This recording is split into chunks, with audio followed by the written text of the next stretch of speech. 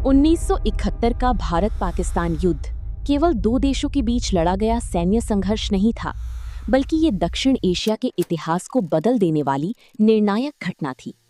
इसी युद्ध के परिणाम स्वरूप दुनिया के नक्शे पर एक नई राष्ट्र बांग्लादेश का जन्म हुआ।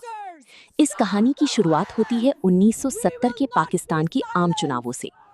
उस समय पाकिस्तान दो हिस्सों में बटा हुआ था, पश्चिम पाकिस्तान और पूर्वी पाकिस्तान। आज का बांग्लादेश तब पूर्वी पाकिस्तान कहलाता था।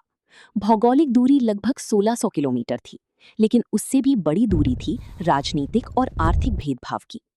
पूर्वी पाकिस्तान की आबादी अधिक थी, लेकिन सत्ता, सेना और संसाधनों पर नियंत्रण पश्चिम पाकिस्तान का था। 1970 की आम चुनाव में शेख मुजीबुर रहमान की पार्टी आवामी लीग ने भारी जीत हासिल की और बहुमत प्राप्त किया।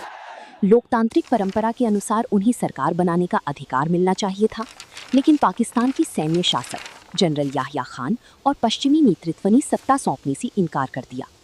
पूर्वी पाकिस्तान में विरोध तेज हो गया।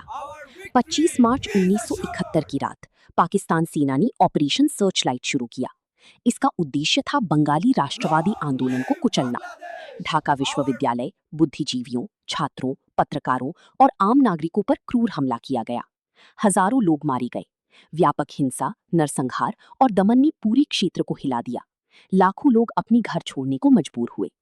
करीब 1 करोड़ शरणार्थी भारत की सीमा में आ गए, विशेषकर पश्चिम बंगाल, त्रिपुरा, असम और बिहार की ओर।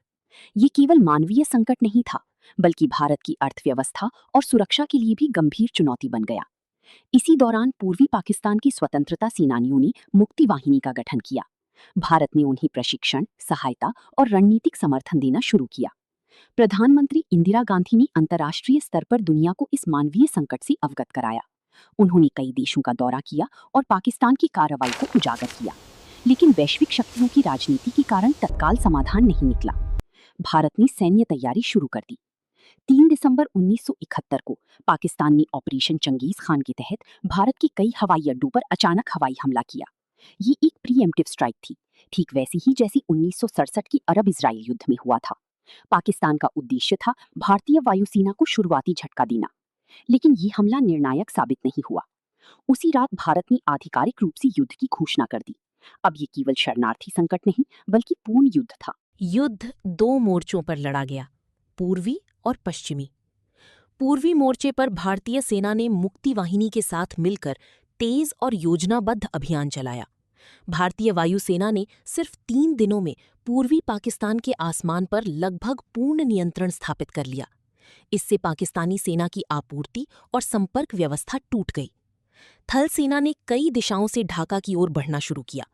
मेघना heli bridge operation, Tangail air drop और हिली जैसी लड़ाइयों ने पाकिस्तान की स्थिति कमजोर कर दी। भारतीय नौसेना ने समुद्री मार्गों को भी नियंत्रित कर लिया। पश्चिमी मोर्चे पर भी भारत ने मजबूती से जवाब दिया, लेकिन मुख्य लक्ष्य था पूर्वी पाकिस्तान में शीघ्र निर्णायक विजय। भारतीय सेना के प्रमुख सैम मानेकशॉ ने रणनीति बहुत सावधानी से बनाई थी। उन्होंने जल्दबाजी के बजाय सही समय का इंतजार किया, ताकि मानसून समाप्त हो और सैन्य अभियान प्रभावी हो सके। 13 दिनों के भीतर पाकिस्तान की पूर्वी कमान लगभग घिर चुकी थी। 16 दिसंबर 1971 ये दिन इतिहास बन गया। ढाका के रेस कोर्स मैदान, जिसे आज सुहरावर्दी उद्यान कहा जाता है, में पाकिस्तान के लेफ्टिनेंट जनरल ए नियाजी ने भारतीय लेफ्टिनेंट जनरल जगजीत सिंह अरोरा के सामने आत्मसमर्पण पत्र पर हस्ताक्षर किए।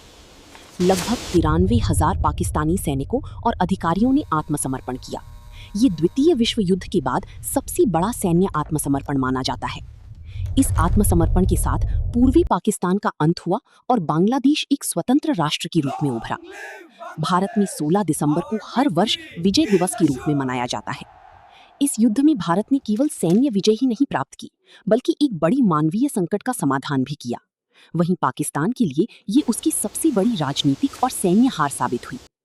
1972 में शिमला समझौता हुआ, जिसके तहत युद्धबंदियों की वापसी और भविष्य के संबंधों की दिशा तय की गई। 1971 का युद्ध हमें ये सिखाता है कि युद्ध केवल सीमाओं के लिए नहीं लड़ी जाते, कभी-कभी वे न्याय, मानवाधिकार और एक राष्ट्र की पहचान के लिए भी लड़ी जाते हैं।